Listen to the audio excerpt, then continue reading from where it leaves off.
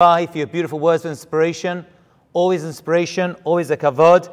Today's program is dedicated when walls fall, 70th of Tammuz, in loving memory, Lun Nishmat of beloved Rabbi Shlomo Lankri, Alav Shalom, Zechasag Levracha, Shlomo ben Rachel, on his yahrzeit by Frida and Adam Azrak. Friends, this is a tough time of the year. I just returned a few days ago from visiting my family in London. If you want to know a country that is suffering greatly in a number of ways, let alone the Jewish people who are living there, London is it. When I grew up in London, you could visit pretty much anywhere in the city and you were relatively safe. You could wear a kippah, a Magen David, Star of David. You were pretty much okay. I was with my sister. I said I want to go to a certain store, which I like to go to, center of town. It's a very beautiful store.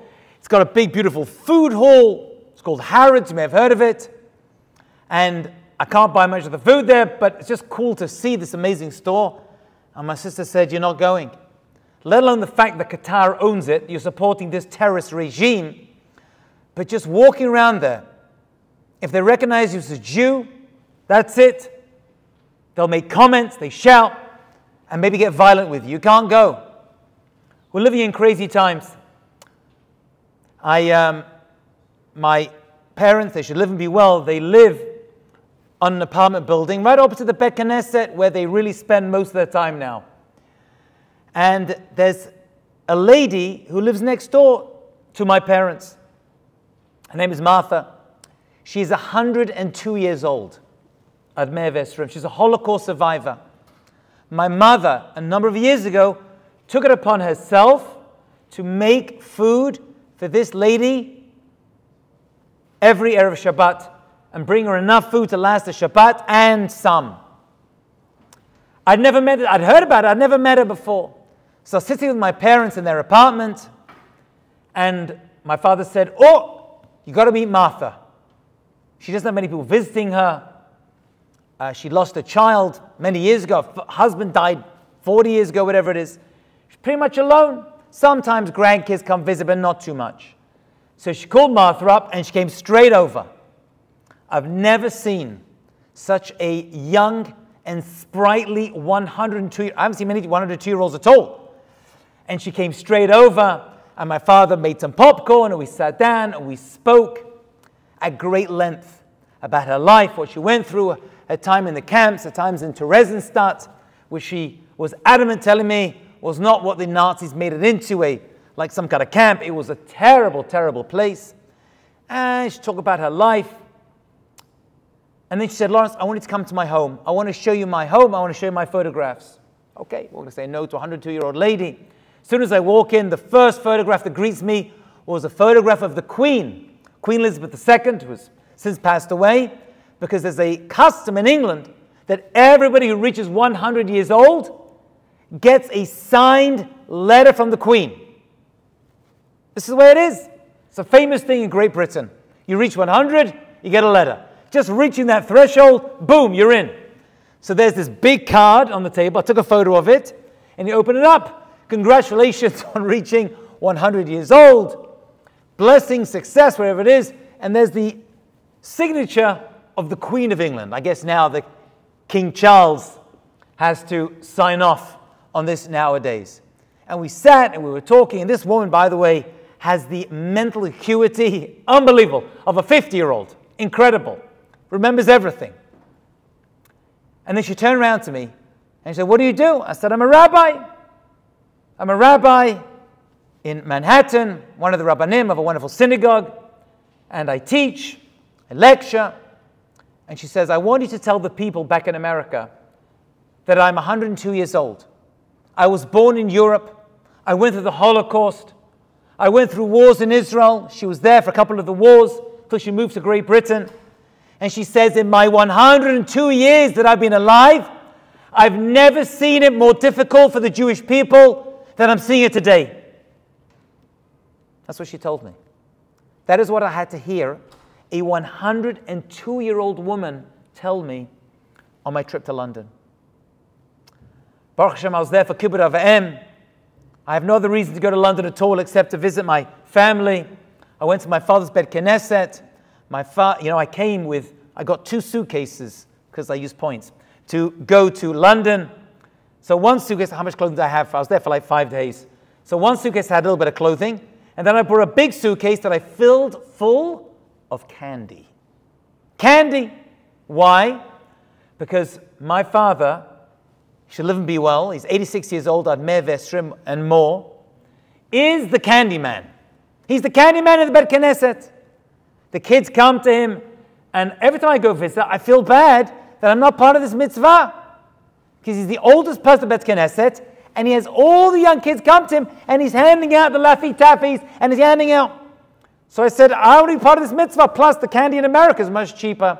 So I brought a suitcase just full of candy. I brought it to my father's apartment. I said, this is for you to hand out. He's like, I got no room for this. There's not a room in the apartment for all the candy. So I stuck it in his office. Somewhere's got bags and bags and bags of candy sitting there. The Chazon Ish was asked, if you were not the great rabbi that you were, what job would you have loved to have done? And he says, I would love to be the candy man in the Bet Knesset. That's the job I wish I had. That is a true story. Why? Why is that special? Because such a person brings simcha and happiness to other people, especially children in the Bet Knesset. And never forget, I must tell you a story. When I was a child, I used to go to a certain Bet Knesset, and they would have board meet. The board would get together, they were called the wardens, and they would meet and they would talk and discuss. And it came up, I remember hearing about this, I wasn't there, I wasn't a warden, I was a kid, that the board were upset that the rabbi was the candy man. His name was Rabbi Silberg, Zecher Tzedek Livracha. He was the candy man. And all the children would come up. And by the way, England is very proper. You know, the wardens would sit, which I happen to like, by the way, in the front row, wearing top hats. That's the way they would sit. Very regal. And it's England, it's very formal. And all the kids would be coming up onto the bimah, and it was a very big Bet Knesset, taking candy from the rabbi. And they said, we want to change this custom, we want to give this job to somebody else. I never forget this. The rabbi stood up, gave his drasha on Shabbat, and said, if you stop me giving candy to the kids, then fire me. And he meant it. I do not want to be in this Bet Knesset. This is not the synagogue for me. Because if they don't see me as someone who takes care of their spiritual, as care of their physical, and wants to give sweetness of Torah to the children, I don't want the job. And he kept that position for many years of being the candy man in that Bet Knesset. These are difficult times. These are difficult times, my friends.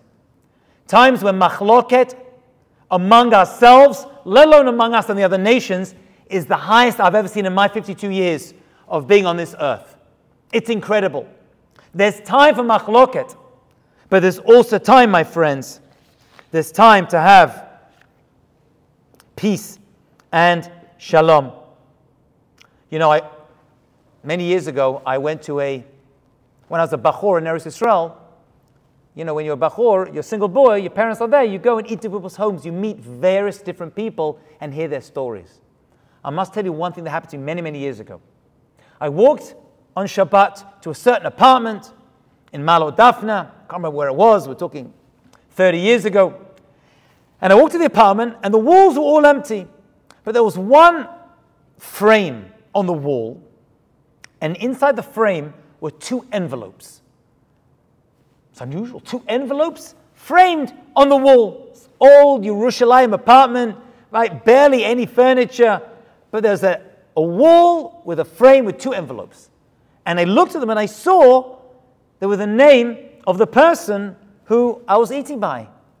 So during the meal I said, do you want me asking you, why do you have 2 envelopes on your wall framed? And he told me something amazing. He said they had to remind me that it's not worth fighting about. I was like, well, what happened? Was this like an invitation to one of your bar mitzvah or something? He said, I'll tell you what happened. Many years ago in another apartment I used to live in, I had a neighbor. And me and the neighbor, we didn't really like each other. We didn't have any fights at all, But he just got on my nerves, I got on his nerves, parking, shopping, comments. It just wasn't nice. We just didn't like each other. That happens sometimes. Nevertheless, one day, one of his kids got married, and he sent me an invitation to the wedding. And I opened up the invitation, the envelope, and it was empty. And I said to my wife, wow, what kind of man is this? What kind of man? He knows I don't like him. He doesn't like me.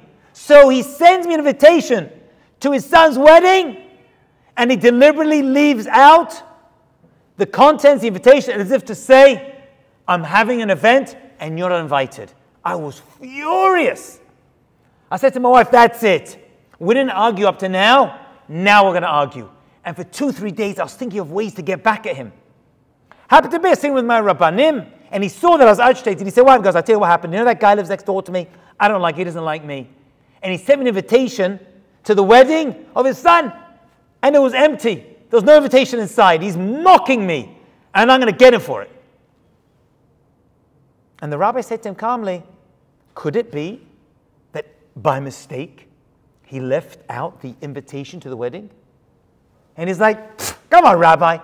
Has that ever happened to you? Did you ever get an envelope in your life that was empty? And the rabbi said, no, actually I haven't. He goes, have you ever in your life, ever, heard of someone get an envelope that was empty? He goes, no, I've never heard such a thing. He goes, you see, it's not possible. 2-3 days later, I got another invitation from somebody else. I opened up the envelope, it was empty. He said, wow, it must have been a mistake. How can it, what message is it? 2 envelopes in 1 week, both empty. I went to the man, I told him he sent me the invitation, he says, oh, it must have been a mistake. I promise you I did not mean it. From that point on, they were best friends. I took these 2 envelopes, and whenever I feel I want to get to machloket, and I feel I want to get angry with someone, I give them benefit of the doubt. I look at those 2 envelopes, and I tell my kids they're sick of hearing about it. They get angry. I say, look at the envelopes. Always trying to find the righteousness in other people's actions. You know, David HaMelech says in Tehillim, Shiftecha u'mishantecha hema yenachamoni. Your staff and your stick, they comfort me. What's the difference between a shevet, a staff, and a misha'en, a stick? So the rabbis tell us that a shevet is a rod that is used for hitting things, like hitting a rock. Moshe Rabbeinu, he had a shevet. A misha'en is a stick that we use to help us move along, like what we would call today a walking stick. So we have 2 sticks for 2 very different purposes. One is used for hitting, and one is used for supporting. And we say to Hashem, David HaMelech says, Shiftecha u'mishantecha hema yenachmoni. Both the hitting, Hashem, you give me, the difficulties and the challenges, and the machloket that we have to deal with, and the misha'en, the walking stick you give me to support me in my difficult times, they're both for my benefit. All these challenges we have to realize that we're going through as Am Yisrael, as Klal Yisrael, are ultimately there for our benefit. Sometimes, however, machloket must be avoided to the utmost. I'm going to share with you a Gemara, a very famous Gemara, about Rabbi Gamliel and Rabbi Yeshua, just to show how sometimes machloket is warranted and sometimes it must be avoided at all costs. There's the extraordinary Gemara about a machloket, whether arvit, the evening prayer, is chovah or reshut. Is it obligatory or is it a voluntary prayer? I know it sounds weird because we know we pray 3 times a day. Shacharit, mincha, arvit. And yet, that's not the way it was. There was a time when Shacharit mincha corresponded to the korbanot, the tamid that was brought every single day. But you should know that arvit came along later because there were certain korbanot that were not completely consumed in the morning or the afternoon, and they would burn up the ivarim, the extra pieces. Sometimes there are no extra pieces of the early korbanot, so they didn't need to be brought up, and they didn't have to be burnt. And so arvit actually is not one of the formal korbanot sacrifices that were brought in the Beit HaMikdash. So there was a machloket. After the destruction of the second Beit HaMikdash, between Rabbi Gamliel, who was the Nasi, he was the great leader of the Jewish people, and Rabbi Yoshua was also a great rabbi, but not the same level. And they were living in a city called Yavne. And Yavne is in the north of Israel. And Rabbi Yochanan ben Zakkai asked the Romans, said, listen, please give us one city to keep Torah going, for the Chachamim to continue learning Torah. He said, go to Yavne. So that became the epicenter. There's no more Beit HaMikdash, and they're still learning Torah. And this question came to the Beit Midrash between Rabbi Gamliel and Rabbi Yoshua. Arvit, Chovah or Reshut? And Rabbi Gamliel said, Chovah, it's an obligation. And Rabbi Yoshua said, no, it's Reshut. And they had a big machloket, a big argument. And Rabbi Gamliel got so upset with Rabbi Yoshua, he says, for the rest of the day or the rest of the week, you have to stand. Just so you understand what that means. It used to be that the great students would be sitting and the lesser students would be standing around. So it was actually a sign of great embarrassment for him and demotion. He's pretty much saying, you get to stand, I'm demoting you because you come against me. By the way, this dispute between Rabbi Gamliel and Rabbi Yoshua happened in other areas.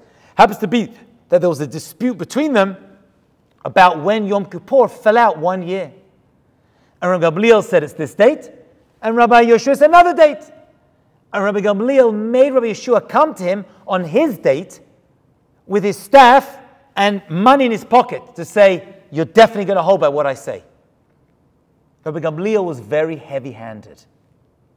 And you would have thought, that's fantastic. Keeping Torah, keeping mitzvot, that's the way an Av Beit Din has to be, a Nasi. And yet, the rabbis decided that Rabbi Gamliel was too heavy-handed, and they fired him. And they kicked him out. And he lost his job. And that's the whole story of Rabbi Elazar ben Azariah. He was only 18 years old. He was nominated to take over. They couldn't give it to Yoshua because he was part of the machloket. He took over, right? And he said to his wife, what am I going to do? I'm only 18 years old. They know I'm only 18 years old. He says, don't worry. We say in the Haggadah, they made him look Shivim Shana, like 70 years old. He had some white hairs appeared in his beard, right, which goes to show everybody knew he's 18, but if you look old, you are old. Right? It's true then and it's true now as well. It worked.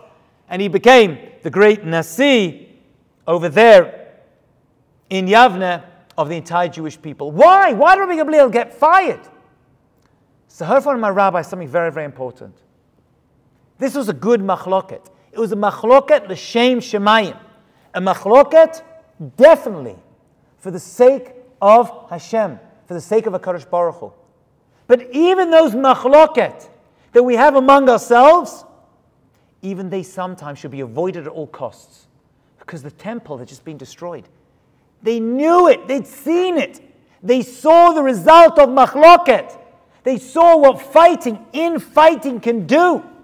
It destroys. It destroyed our temple. It's destroying our communities. It's destroying us. It's killing us all. And therefore, there's no place for you, Rabbi Gamliel. You're fired. And he lost his job. And by the way, in case you think that his motivations were not l'shem shemayim, the Gemara continues, and most people don't read the rest of the Gemara, that straight away he went straight to the Beit Midrash and continued learning. If it had just been for his ego, if he'd been fighting for his own kavod, his own honor, take a day off, take a week off, lick your wounds, be upset, and either start your own Beit Midrash. You know, that's what most people would do. No. He went back to the same Beit Midrash. Rabbi Yeshua is there. Elazar ben Azariah is there. He sat down, opened up his Sefer, continued learning. This shows us that everything he did was for L'Shem Shemayim, and yet there are times, and we are in those times right now. There is no room for machloket. We're getting enough from outside sources. We don't need to fight among ourselves. We need to find every single way to avoid as much machloket as we can. Havedan et kol adam. Lakaf zchut. We have to judge every person on the side of correctness, of mercy, of merit. If there's a chance to have machloket, if you see someone do something and you can interpret it that they did something vengeful towards you, or you can interpret it that they did something positive towards you, you have to go towards the zchut. And that's why there is an extra, hey, havedan et kol ha'adam. How do you say every person? Kol adam. Judge everyone favorably, kaf zchut. It doesn't say that. It says havedan et kol ha'adam. As if to say, judge the entire person. What does that mean, the entire person? Don't just judge one thing they did to you. Judge all the good stuff they did to you. Judge what they're going through in their lives. Judge the parnasah problems they may have, or the shidduchim problems they or their children have. Judge everything. Now you can, when you put it all together, when you look at et kol ha'adam, the entire person, now you have a chance. Now you're starting maybe to figure out who that person is. You know, there's a cute story about a young boy who's convinced he's a mouse. Convinced he's a mouse. And every day he's eating cheese and cheese only. And he sleeps curled up in the corner of the room. Mamash thinks he's a mouse, and he walks around with his paws in front of him. And his parents are like, well, this has gone too much, you know?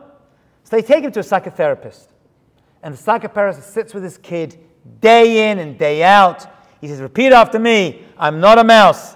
I am a human. I'm not a mouse. I'm a human. Days, weeks. Eventually the psychologist says, I've cracked it, calls the parents and say, come pick him up. We've cured this young boy. He doesn't think he's a mouse anymore. Fantastic. They come, pick him up. They thank the psychotherapist. They walk out to the parking lot. Suddenly, the boy runs and hides under a car. And the parents are like, what? We thought he's cured. And they walk over to him and they say, son, you're not a mouse. What are you doing hiding under the car? And he says, there's a cat. And he says, you're not a mouse. And the boy said, I know I'm not a mouse, but does the cat know I'm not a mouse? It's a deep story. You've got to think about it. I tell you what I learned from this story. If we walk around feeling that we are nothing but mice, they are going to treat us like that, and we are going to be seen as victims in our own eyes. And that is not the way Hashem wants us. Because we are B'nai Melachim, we are B'nai Nevi'im, we have a special mission in this world. But if every time something comes forward, we hide under the car, because we're afraid they're going to see us as mice, then forget about it. Close the whole Jewish shop and let's all go home. We have a tremendous power in this world. We have tremendous kochot that we have to bring to this world, especially now. The one thing that's preventing us from fulfilling our mission, my dear friends, without a shadow of a doubt, is machloket. I remember many years ago, I was at a Bet Knesset. This particular Bet Knesset had a minhag, which and many do, that the chatan, the groom, gets maftir and gets to be called up last, big zchut, maftir. I remember the Gabbai, who was a big tzaddik, didn't give the chatan maftir, he gave it to a very wealthy guy in the community who'd come to visit. Wow. The whispering, the talking, you mamash could not hear the maftir because everyone was talking in the Bet Knesset. How could he? That's our minhag. He's the chatan. Everybody knows the chatan gets maftir. How can he do such a terrible thing? And he gave it to that rich man. What? Because he's rich, he gets maftir? That's the way we act. Wow. I thought there was going to be civil war in the Bet Knesset. Fortunately, the chatan overheard all this arguing. And he went to the front of the Bet Knesset. And he said, let me tell you something. I asked the Gabbai of the Bet Knesset not to give me maftir. Although I'm the chatan, I know this is your minhag. Why? Because I'm a very shy person. And when I get embarrassed, I don't read so well. And I didn't want to read the brachot of the Haftorah. And the person who gets maftir reads the brachot of the Haftarah, if not the entire Haftarah. I didn't want to do that, so I asked him not to do it. So please judge me favorably. Can you imagine had this boy not got up, had the presence of mind to announce it? This entire Bet Knesset would have blown apart. That would have been it. The end to any shalom in the Bet Knesset. It all, my friends, would have come to an end. For the past 4 or 5 Monday nights, I've been giving a series on Daniel the prophet. Absolutely fascinating. I've learned things by studying and reading the Abarbanel's commentary, which I never knew before. Incredible. Absolutely incredible. Both Daniel and another prophet called Zechariah had visions of Mashiach's arrival. Actually, Daniel is the only person except for Yaakov Avinu who knew the exact date of Mashiach's arrival. But he wasn't allowed to reveal it. He hinted at it and he put certain, dare I say it, codes inside the book of Daniel to reveal it. People are able to figure it out. It's very difficult to do. And many Rabbanim, Gedolim, Rishonim among them, including Rashi, have tried to figure out the exact arrival time of Mashiach. Anyway, Daniel sees Mashiach's arrival in a very, very different way to Zechariah. Daniel, in chapter 7, sees Mashiach coming in clouds from Shemayim, in heavens descending upon us. A beautiful description of a very brave, courageous, smart, spiritual individual coming in clouds of heavens, being wafted in on clouds. Zechariah, chapter 9, verse 9, sees a very different depiction of Mashiach's arrival.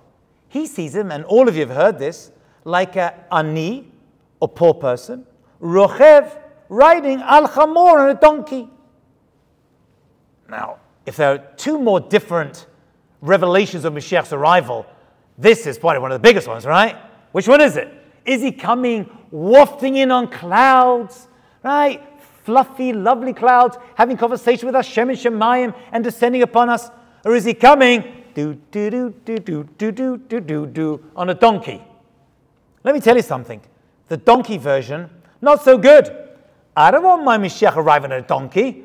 I want him coming in I'm a good Jewish boy, a Ferrari, a Lambo, a Tesla. Give me something good. Don't give me a donkey. That's how the prophet saw it. That's how we want it. So Rabbi Yeshua ben Levi in the Gemara says, what's between these 2 interpretations? Which one is it? It can't be both. And he says it depends.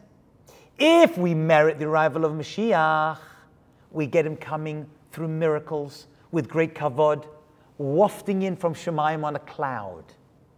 But if we don't merit it, he's still going to come. He's definitely going to come, Mashiach. But he's going to come in a very mundane, physical, chamor, donkey is chumrit, a physical way, riding like a poor person on a donkey. Obviously, we don't want the version of Zechariah. We want the version of Daniel, wafting in on clouds. I thought to myself, why did Daniel get that version and Zechariah get that version? Why did they get given? We think, yeah, that's the way he gave it over. Why would it be? Why did Daniel get the version of the beautiful, miraculous arrival of Mashiach, and Zechariah gets, with all due respect, the lower version, the ultimate redemption, the lower version? I'm not sure of the answer, but I want to venture the following. Daniel saw destruction. Daniel saw despair. He saw the Beit HaMikdash destroyed. He saw challenge of the first Beit HaMikdash. He saw Babylon come and take us. He was an advisor to Nebuchadnezzar. His family were killed. He was kidnapped together with his three friends, Mishael, Hanan, and Azariah, into Bavel. He had to grow up over there, away from family, away from Torah, mitzvot. It was extremely difficult. He was tested, and he ended up becoming an advisor to seven great world leaders who used him to interpret riddles and dreams that they had had. And he was the one who was privy to the arrival date of Mashiach. something that only Yaakov Avinu was privy to. He went through all that challenge, that difficulty, and he accepted everything that happened to him. The version you see, Daniel, the version you see is the miraculous one. Zachariah had a different life, different challenges, but you went through such challenges, difficulty, you're going to see the miraculous. I believe, my friends, that we're seeing that today. It's so difficult for us. We're seeing so many challenges, so much war, people bombing our country, people in France,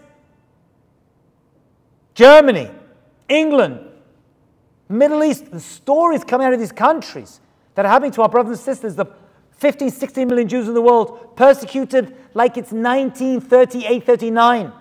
It's about to kick off again. And yet, Daniel saw that and saw worse, and yet he was privy to this revelation that it's all going to be good, and not only is it going to be good, it's going to be the best version of the redemption.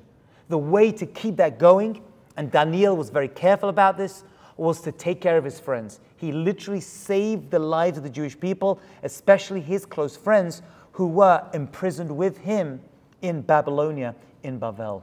Friends, that is the key to our success. Having faith that HaKadosh Baruch Hu has our backs. The Mashiach is going to come. And even though we're seeing challenge and difficulty, we are guaranteed that Mashiach will come soon, B'ezrat Hashem. And we're going to see the greatest version because we went through the worst times and challenges. We're going to see him coming in through great miracles, coming in a cloud, and Golim B'ezrat Hashem. We will all be able to return, just like he did, to Eretz Yisrael, to see the rebuilding of the third and final Beit HaMikdash. And God willing, we'll do this by avoiding machloket, and even if it comes to giving kids candy in the Bet Knesset and giving a smile to a child, dayenu. You should have a meaningful fast.